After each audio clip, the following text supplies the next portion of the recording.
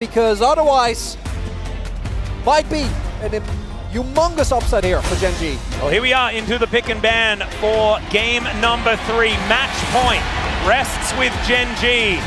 T1 going to be banning Zeri first off yet again. We'll see where this draft is going to change. And Wolf, where do they put the Gragas ban? Like, do they have to do it here? Are they going to be picking it away in the first round? Like, what's the game plan here? I think while the Gragas has been a big problem for them, and Doran's performance has been amazing, I think a lot of the other issues here have been around T1's setup for objectives. And Gragas has been great because Doran has been very punishing. But if you're going to ban Gragas or pick it away just because of Doran here, then I think you've misappropriated. The problem here is T1, as they will take the Wukong here too. Oh, I love just this. Removing threats and giving more agency to Gumayusi and Faker is what I'd like to see, because the Gragas has just been a neutralizing factor, and then we've seen T1 make mistakes leading into these objectives. Like the Baron fight where Guma was picked, you've got to be more diligent about these things. The pick itself isn't the issue, it's the problems around it.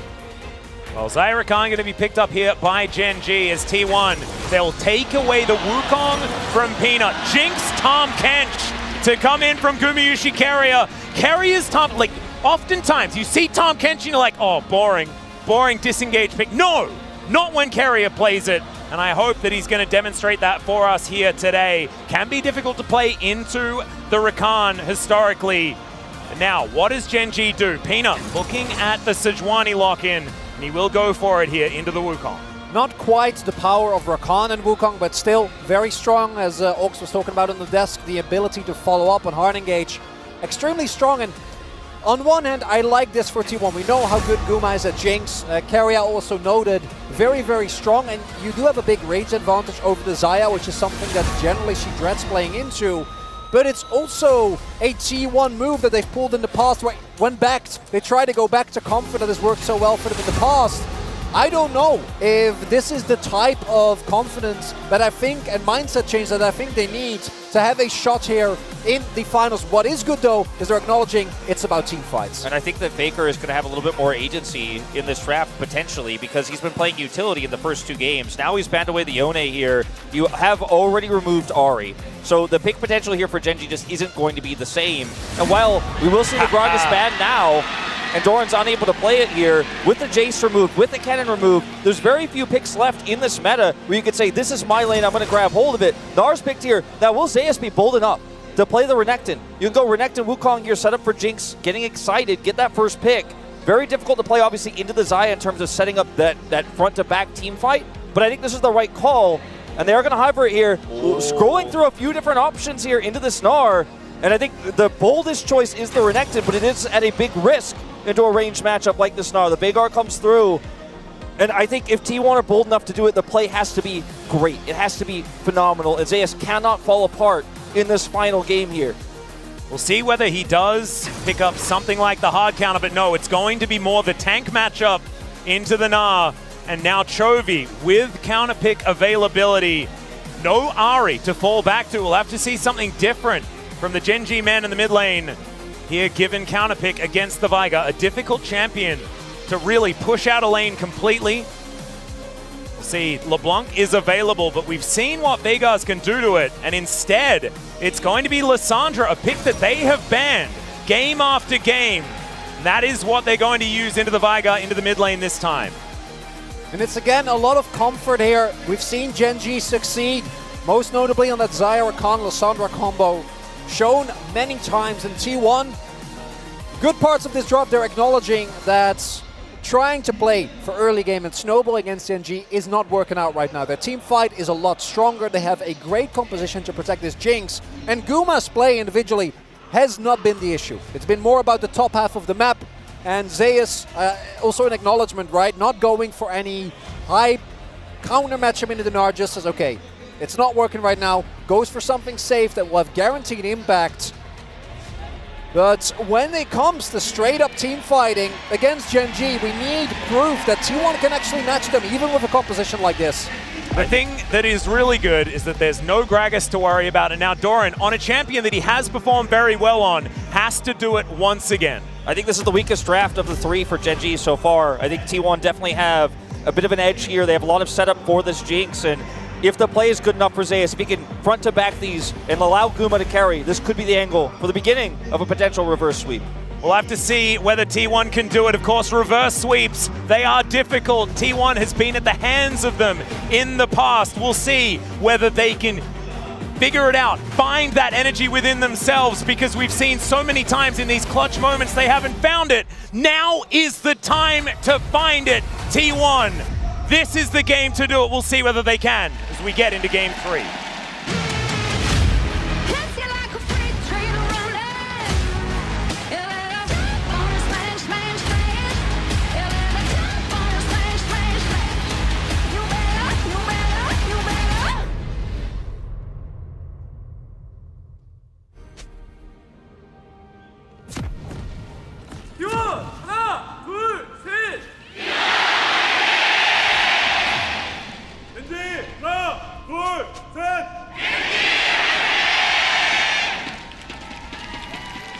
All of the fans in the Jumshul Indoor Stadium are just blowing the roof off here today.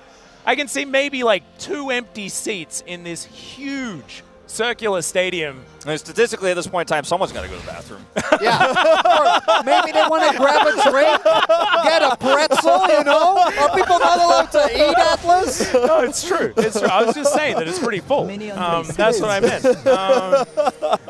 Much like the state of the bladder that Wolf was talking about. It makes a whole lot of sense here. As Gen.G just looking to defend T1's ward placements here in the early game as the Raptor camp now in full vision. And Gumayusi Keria here on this bottom side, another tried and true combo here in this bot lane. Jinx, Tahm Kench, something that they have played so well. Pays and Delight, a lot of comfort there as well. But I feel like T1 feeling, like you say, Wolf, this is the better of the draft so far. The biggest one is Doran not being able to go back to a champion that he's just felt so comfortable on in the last, 3 games here in the Jumshul Indoor Stadium? And the Renekton pick I was talking about, which we could have seen, is a risky one because it means that Zeus has to perform. And I think T1 have identified, okay, right now Doran is looking to be so strong that I just don't want to take this risk in a matchup that can go both ways, and the scaling isn't going to be there. Whereas with this Sion, you're basically opting into Guma is the carry. We are the veteran AD carry on our side, and Guma is looking at this saying, this is now a comp where I have all the agency and I have a great front line. Even the Veigar cage is going to operate as a front line for him to pop off. And he's got so much safety with this Tahm Kench, even into the Lissandra, even into, Sejuani engages, into Rakan, as you were mentioning, Chronicler. So I feel like Guma is going to be at his most comfortable going into this one. Still have to be careful on objective setup, though. That's been one of the biggest issues for T1 for me in this best of 5. And it's been about Gen.G actually finding consistent backline access. And into this T1 comp, it should be the hardest as of the comps that we've seen right now. Because there is, as you point out, Cage, there is so much frontline between Oner, Zeus, and Keria. And there is also just the fact that Devour exists. So for Gen.G, you have an outrange AD carry. But I do think when it comes to playmaking potential, the Gen.G composition has again a lot of tools. Chovy off of his Ahri, sure, but his Lissandra has also been a force to be reckoned with. And we do know that Gnar, when piloted by a player that is feeling great, can really make a lot of action happen in team fights. But T1, as mentioned previously, I think when you're in these high-pressure situations, a comp that kind of plays itself is a really good way for your players to try and re-find some of that momentum. And this comp, as straightforward as it gets. Absolutely. There's also the mindset, right? Like, you know how it feels. You're in a game of League of Legends, and if you're coming off a couple of victories, you feel like the rift just opens up in front of you. You can walk everywhere, make anything happen that you want to, but the opposite can feel true as well, as Zeus already in trouble, but Doran taking way too much damage. Roar of the Slayer gonna connect the minion, as Zeus might have just been baited into this one as Peanut comes around to try and repair the damage that Doran did as they just dive over the top of him, and Gen.G turn it into first blood. Bit of a close call there, that permafrost not hitting, and it is eventually going to come through and they'll take him out here. Some flashes are expended, of course, Chovy and Doran both using there, so 2 for 1 in terms of the summoners. But definitely advantage Gen.G in terms of the gold you've picked up here. You forced out a teleport. And it's, again, the top side that does it, right? Like, Doran almost messes up, and even then, the rest of his team Peanut and Chovy are there to set up the play. This is one of the things that we've talked about so much for Chovy throughout this split, is one of the biggest criticisms of this player seems to gone up in thin air. The amount of cross-map impact he's had in playoffs is nuts. And then you look at his stats and you're like, how can he do both? That's not supposed to happen. Yeah. You look at his CS stats and stuff like that, and you're like, well, if he's making so many of these proactive plays, why isn't he dropping CS? Why isn't he dropping experience? In this case, he identifies it because Doran's got lane controlled, Peanut's top side, and Faker decides to back. And he knows this, so he's just like, well, I'm not dropping anything for this. I'm just going to go make a play. Faker doesn't know I'm going up. And Zeus unfortunately caught here, now flashless. Well, now Chovy doesn't have level 6, but he can get out of the cage. He utilizes the claw in order to do so. Does take a lot of damage though, so he's going to look for a reset regardless. Oh, standoff. Yeah, this is a little bit frightening on both sides. As Chovy down relatively low, 6. finds the Circle of Frost though, as there is that level 6 Frozen Tomb just taken by Faker. And now Chovy going to turn it onto Oner. He goes invisible, but it doesn't matter. The claw will still get you, and Chovy gets his second. I mean, this is starting to become a very, very snowbally game here for Gen.G. 2 kills picked up for Lissandra early, and you have level 6 advantage. You know you can pull this off, and Faker gets away, but you turn it instantly onto Oner. And Peanut had flashed the whole time. They were always going to be under threat, and playing up like this a double down, as Oner was, is just a huge risk. And this play, as mentioned, starts off. Dora unfortunately goes for an early flash. This early on, the cooldown on Q is still long, so Zeus can't go in. And there's just no way to live there, right? Like, with the summoner still available. That play, I think, very nicely executed, but this is just T1. There's nothing wrong. Yeah, there's nothing wrong with what Faker is doing here, but Oner trying to come in here and salvage the play when Faker's so far away from 6. It's just not winnable. It's just not a play you can make. Not going to work out. And the Wukong, of course, this early on, not going to have that much of an impact. Of course, is one of those champions that does want to head towards level 6. Oner, of course, fantastic on this champion. Don't need to remind him of that one, but the 2v2, a little bit more difficult at that particular instance.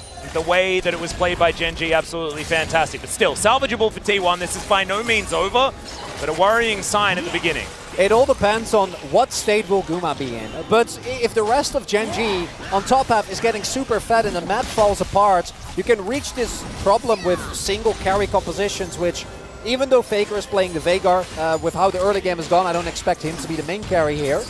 You can run into this issue. Oh my god, if they can send Guma behind! Guma is going to be able to flash. He's only level 5 though, as Keria just going to protect him using the Abyssal Dive. Love to see it here, but still, flash down, ghost down from the Jinx. Yeah. And this is a huge opportunity now for Gen.G to actually turn this game into their early Drake control. The Herald hasn't spawned yet. Oner has level 6, so finally he's relevant. Oh, they're not even going to be near him. Ignite's there. Faker doesn't have TP. And Peanut has flash. Claw going to come in here as level 5 for Keria. Gumayusi, he's just dead. The Glacial Prison comes down. Keria tries to escape, but he might die as well. It's the cell phone for Chovy to make sure that he stays alive, and they're continuing the dive. Keria not going to be dived this easy as now Faker is going to flash cage, and Zeus is coming in as well. Massive knock-up. Pace going to go down. Faker collects that one. Chovy, he's out of there, but can Delight survive? I do not think so, and T1 are looking for more. Great battle dance is going to save Delight's life, so in the end, it's actually just a 1-for-1 unless, no, Peanut's going to flash, does land the Q to Zeus, but T1 not going to dive. Now this is not without cost here for T1. Zeus is going to use his ultimate here, and it's going to be out of lane, but this is the first T1 moment I feel like we've seen in this series where it looks like it's good. So does it! And that solidifies the advantage for T1. And T1, they're a team who will turn dives on their heads, and we've seen it so often without vision of where Zeus is. You do have to respect this, and Keria buys so much time he goes down there. But this is the T1 we've been so familiar with this season, is a T1 that looks vulnerable but turns these plays around. Now, they have a gold lead. And what's really big as well is that, particularly when you're down 0-2, the fact that they're able to salvage that play is so big, because if they just get that dive, right, and Gen.G walk away without paying a cost, you're going to be feeling very, very bad. Particular, that ultimate from Guma is the big difference maker to me, getting the kill onto Peanut, because here, big disaster, obviously, for T1. Really nicely set up dive here, but crucially, they go in for Keria. Keria is Kench, so he's going to be more than fine, and then a beautifully timed flash cage. Combined with this, and Pay's actually making a crucial mistake with his sums and his Feather Storm up, doesn't opt to use it, and as a result, the extended trade is a 1-for-1, but then Guma hits level 6 and just says that's where he is. Just gorgeously played. Now, in live, it appears to be the Drake did go over, of course, to Gen.G regardless. That is to say, it looked like they were taking it, but they have actually moved away. Now they're trying to rotate up here and defend this dive. Yeah, so Drake's still up. Moving into position as Doran having to deal with 3 people. Does have Meganar almost close, but he's just caught mid-hop, and that is Super Mega Death Rocket doing exactly its job once again. More plates going into Gumayusi. T1 coming alive here in this series as Faker inside his own cage. Peanut just throws the wrong direction, but that is Arctic Assault landing. They will be able to collect the kill onto Faker still. Zeus trying to trade back. No, never mind. He's going to skip that. It's an express line train, so never mind. Doesn't stop at that station. And what's crucial here is Guma is getting fed, and this composition stands or falls by can the Jinx get enough kills right now? 1,500 gold lead here. Yeah, this is massive. Now, Zeus is going to come over here and scout out this Drake take. Well, Doran is here. Zeus just going to move into the pit. Does have flash available, so he's not going to die, but he does still have to use that flash in order to get out. Really I'll take the Drake anyway. Choice to actually lane swap back after Paze comes up here, because a lot of time was lost for Gen.G during this topside play. As everybody's going up topside, they give up control of the Drake. Doran is taken out here, so you're losing on both sides of the map here. But then you swap things back, you put the Scion onto the Drake.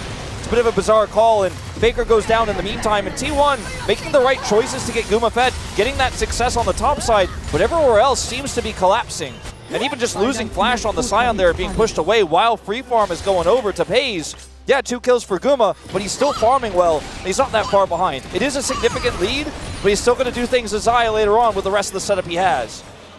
Well, Zeus in position one more time. Doesn't have ulti available, as Peanut looking to make his way in. Spots the Scion, and does want to get out.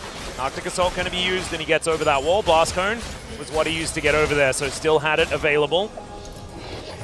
Oner moving into position now, though, as well, as T1 bearing down on Gen.G, not wanting to give up this lead on T1 at all. Now, Peanut has to use that Q one more time to get out. It's a 4v4 in the bottom lane. It's just non-stop action, trying to get as much value to Guma as possible. They want this turret so badly. They've already gotten first brick.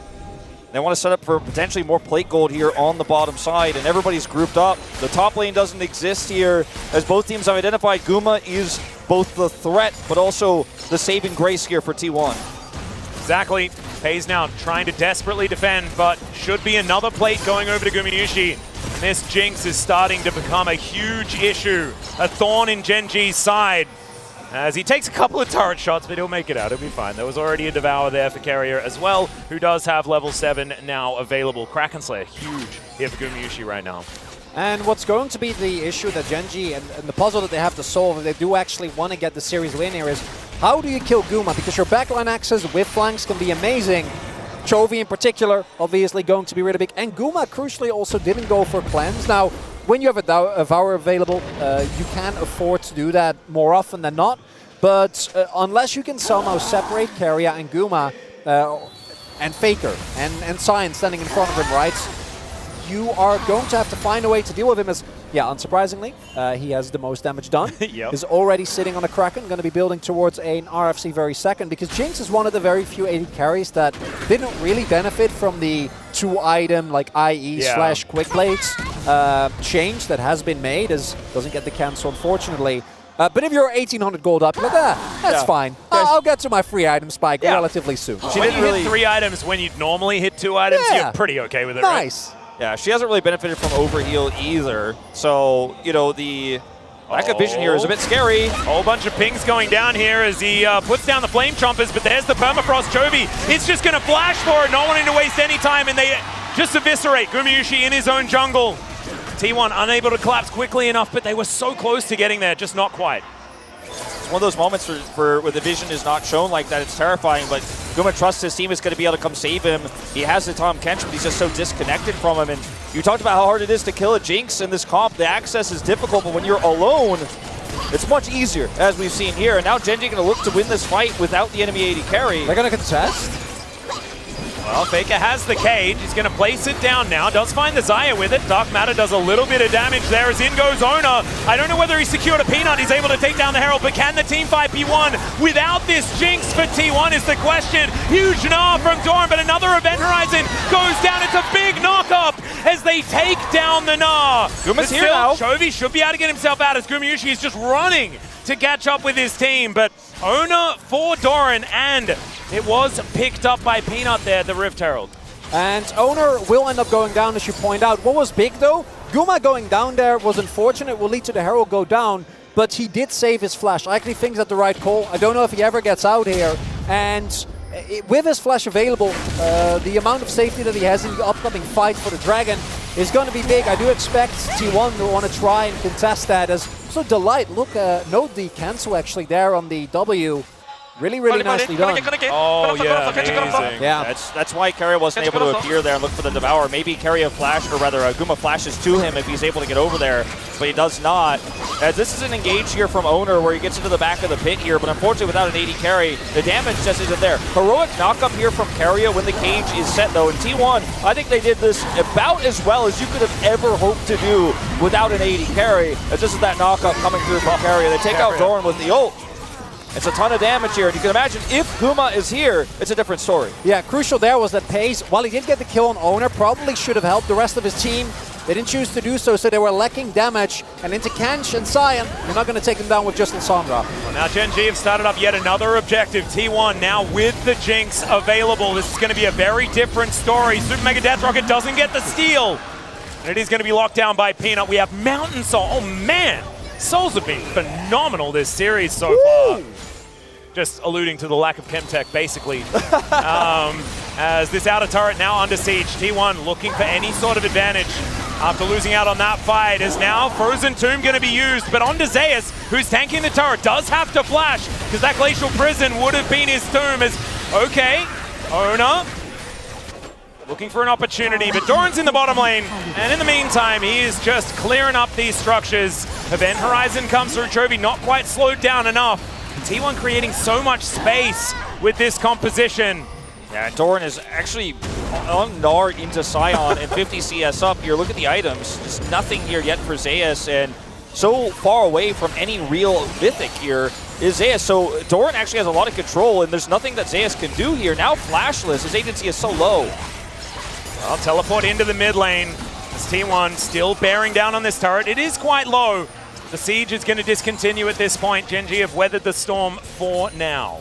And what's very big here as well is that Doran, not only does he have a call, but he's also been able to actually pick up his farm. Zeus, with his roam towards the bot side of the map, already dropped a decent amount of CS, but also T1, which I think is the right call, have just been funneling everything into Guma, right? The reason why I think that we see Pace is still able to keep up because Gen.G have been able to take Guma down twice already. But very far up, no flash for Pace. Yep, Oner is going to get snared up by the Ring of Frost. The Claw is going to get them out as Pace is slowed down. This could be the opportunity. Featherstorm has to be used. Flame Chompers almost catch him as he comes down. Super Mega Death Rocket flies off just a little bit wide. But yeah, Doran is still just hitting things in the bottom lane. Yeah, I mean, at this point, build a hull breaker.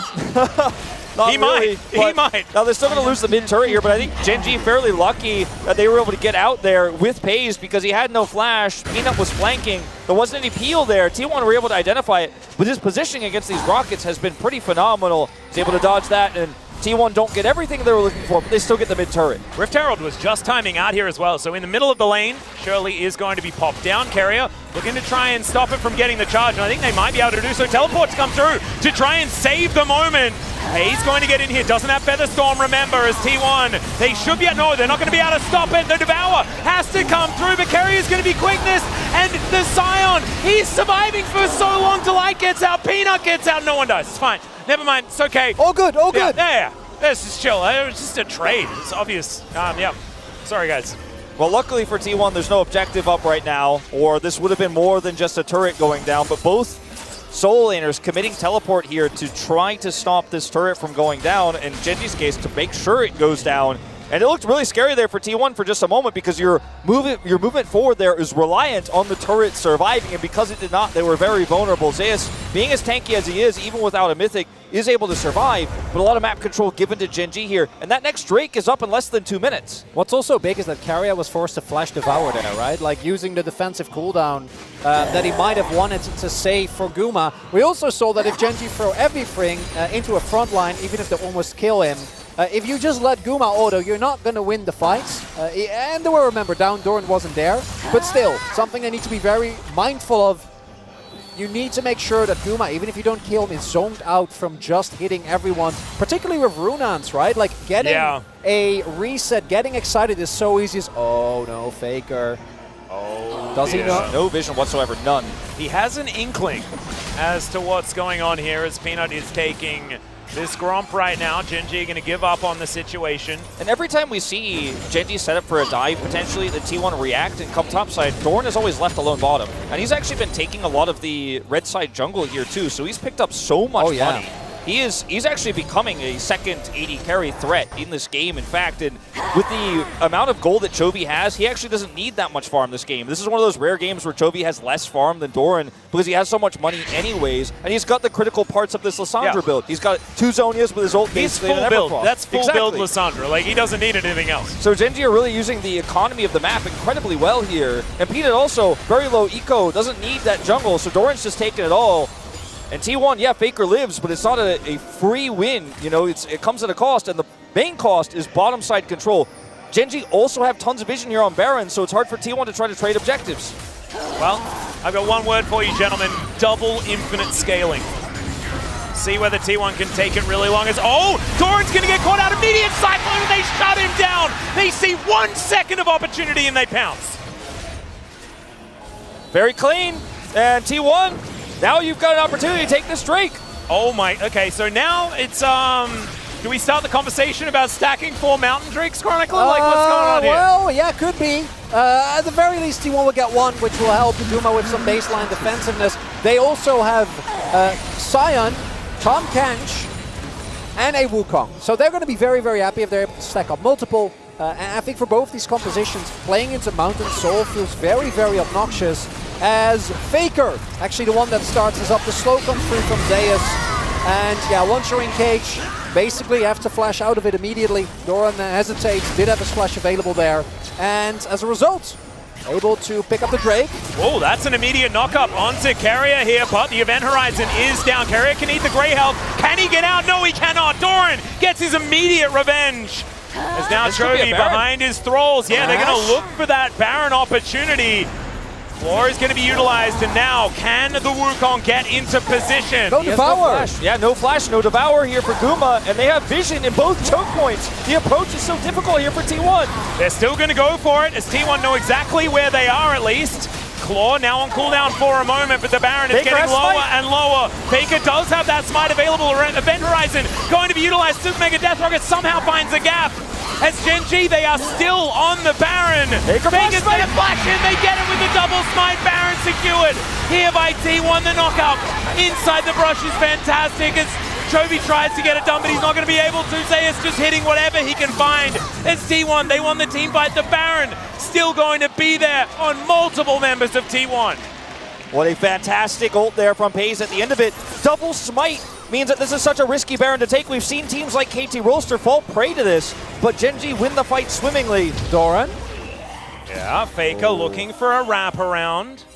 Yeah, Doran able to path towards the bottom half of the map. They didn't have vision there, so doesn't get caught off there by Faker. Will be able to make his way out.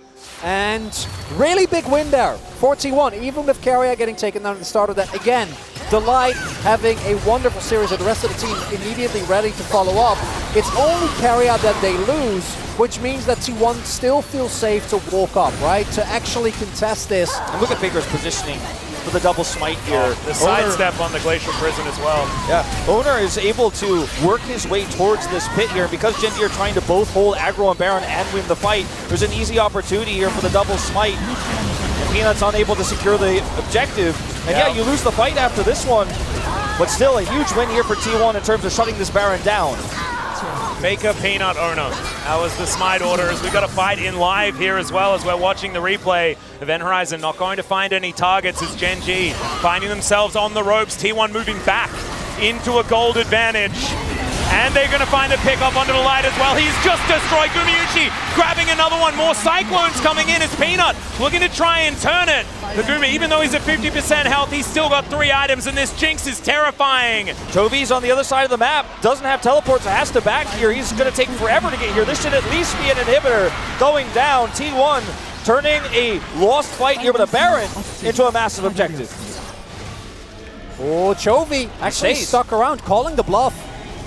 Yeah, kind of like that, I guess, but he's not going to be able to get this turret. Going to run out of minions a little bit. Oh, no, never mind. We're now trying to stop the backs here on Gen G's side. Difficult when they're empowered, but it looks like it's given Chovy enough time to collect this unless Keria has anything to say about it. Should be able to avoid it, and there we go. So, turret is going to stay standing. T1 now allowed to go home. A very close game we have on our hands here. And, you know, 3 items on this carry of Guma. He's reached the breaking point here where he has LDR. He could do a ton of damage to the front line, so even the engage of Peanut always comes at a cost now because his health bar is going to get ripped through. So you have to be so incredibly careful. And this is just T1 sieging up here. They have Zeus in the front line. Cage hits to light here. There's just no saving him. And there's so much follow-up damage that once the Jinx is excited in moments like this, you just can't turn around. You can't re-engage. Can't do it. Gen G still in a position where they are within touching distance, but this is where I think the compositional difference really comes in, right? Where T1, with the lead that they have on Guma, 3 items done now, has his Lord Dominix as well, so he's going to shred even through the tankier members, Peanut and Doran, very, very quickly. As long as they can keep Guma safe, it becomes so hard for Gen G to win any fight. And Gen G, they can't just sit around, right? The poke from this Jinx, the rockets are going to chunk you down. Not to mention the fact that their siege is still very good. Battle Dance to get them out of the way there as the Flame Trump is connected onto Delight, but he will be okay for the moment. Yeah, this is the huge problem because it doesn't just mean that fights are hard, it means that defending your base becomes very, very difficult when you have range disadvantages like this. I really do like he's going to get denied potentially. He is. Yeah, it does actually stop the back. Really beautifully done. And now Oner says, it is my time. Gets the double knock-up back to back here as Chovy self-ults to keep himself alive. There's the Zhonya's as well. Event Horizon's going to get the stun, and that is the kill for Gumayusi, just delivered. And he is so excited now as this Jinx tearing apart the base. Trying to go through bot to end. Yeah, do they have the opportunity to just finish this one off? That would be pretty huge. Potentially Greedy is now Peanut going to get chunked out. Okay, a lot of damage onto the Scion, but now Faker just finds himself the ultimate. The burst of damage onto his former teammate is going to take him down as now Inhibitor Turret going to be taken as a consolation as that's a huge knockup from Keria. And Gumayusi once again excited, just walks out of the grand entrance, and Delight is going to have to walk out of that fight. And now T1, they're going to try it again. Do your best Morgan impression. I think we got a series on our hands. I think so. Hold up your hands, ladies and gentlemen. This is at least going to 4 as T1 Super Mega Death Rockets fly in. That is the execution of Pays. And Gumayusi, he can take down the Nexus now if you would like to. We'll see where they are. Like Chovy finding a massive amount of opportunity, but the Nexus is still dead, and T1